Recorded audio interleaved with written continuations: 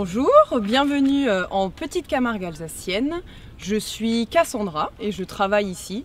Nous sommes dans une réserve naturelle qui est située à Saint-Louis, tout au sud de l'Alsace, près de la frontière suisse et allemande.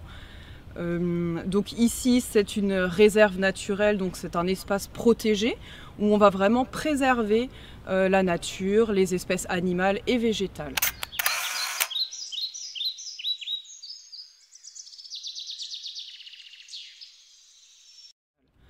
Cette réserve, elle existe depuis 1982.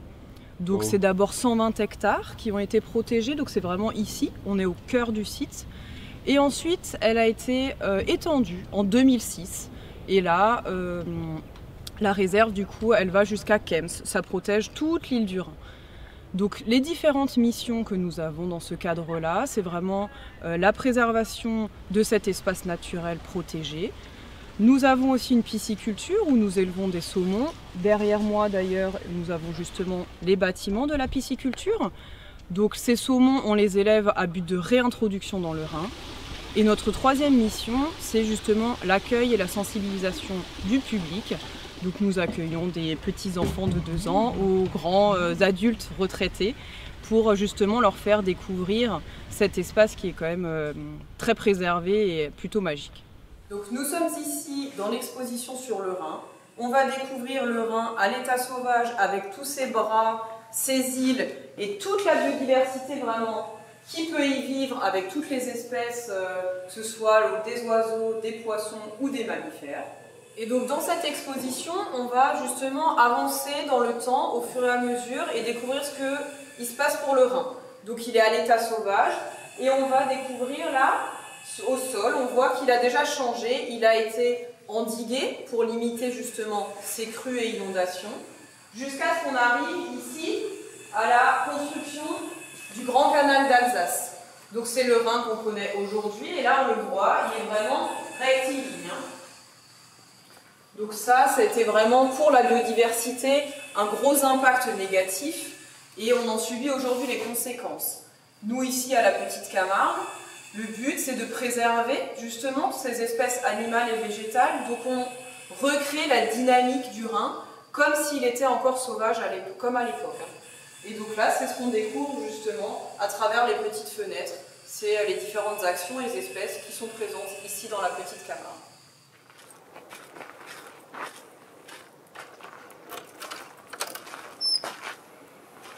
Donc nous sommes ici dans l'exposition Mémoire de saumon. C'est donc une expo où on va parler de l'histoire de la pisciculture. C'est une pisciculture qui a été construite sous Napoléon III.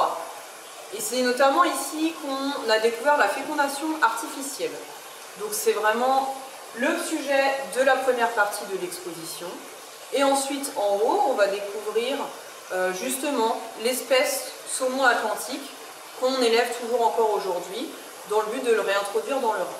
Ici, on va vraiment parler de l'espèce de poisson, du coup, le saumon atlantique. C'est le saumon nous, on élève encore aujourd'hui. Et c'est une espèce qui est migratrice. Ça veut dire que c'est un poisson qui va naître en rivière, qui va aller jusqu'à la mer, et revenir ensuite de nouveau en rivière pour frayer, donc se reproduire. C'est un poisson qui est exigeant au niveau de la qualité de l'eau, qui a différents besoins, et on va aussi parler du coup des différents obstacles qu'il peut rencontrer justement pour faire tout ce chemin, notamment l'installation des usines hydroélectriques qui sont présentes sur le Rhin. Donc c'est vraiment l'objectif ici, c'est vraiment de parler de ça et de parler aussi un petit peu plus loin de la pisciculture. On la voit d'ailleurs, on voit les bassins à travers la vitre pour découvrir comment ils sont élevés ici en Petite Camargue. Donc maintenant, je vous propose d'aller se promener dans la réserve de la Petite Camargue.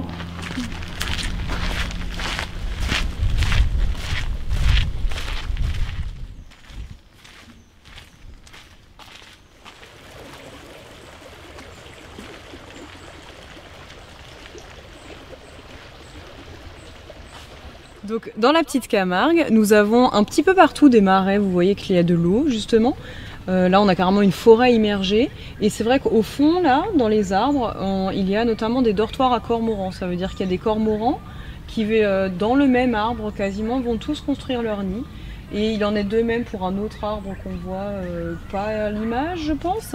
Mais il y a ce qu'on appelle une héronnière. Et là, cette fois, c'est justement tous les hérons cendrés qui font leur nid dans le même arbre, en fait. Et du coup, on peut observer justement tous ces nids. On entend aussi, voilà, tous les oiseaux. Là, il y a une petite citelle qui chante, qui fait tuit, tuit, tuit.